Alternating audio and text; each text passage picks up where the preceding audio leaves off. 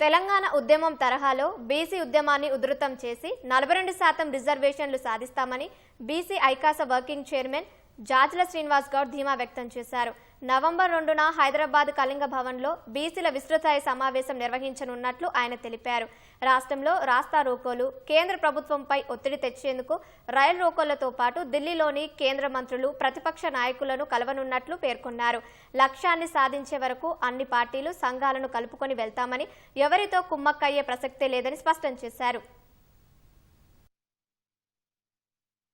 కేవలం ఈ జేఏసీ 42% రిజర్వేషన్ల సాధన కోసమే ఈ జేఏసీ ఏర్పడబడ్డది, వేరే విషయాల మీద కాదు సుమా. భవిష్యత్తులో పటిష్టంగా చేసి తెలంగాణ ఉద్యమ తరాలోనే ఈ జేఏసీ ముందుకు సాగుతుంది.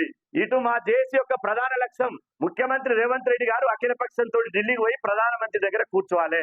అదే విధంగా రేవంత్ రెడ్డి గారు రాహుల్ గాంధీ గారిని ఒప్పించి ఇండియా కూటమి ద్వారా కేంద్ర ప్రభుత్వం మీద ఒత్తిడి తీసుకొచ్చి ఈ 42% రిజర్వేషన్లకు వాళ్ళు ప్రయత్నం చేయాలి. రాజ్యాంగ సవరణ ద్వారానే 42% రిజర్వేషన్ సాధ్యమవుతుంది. ఆ 42% రిజర్వేషన్ల కోసమే మేము ఫైట్ చేస్తాం.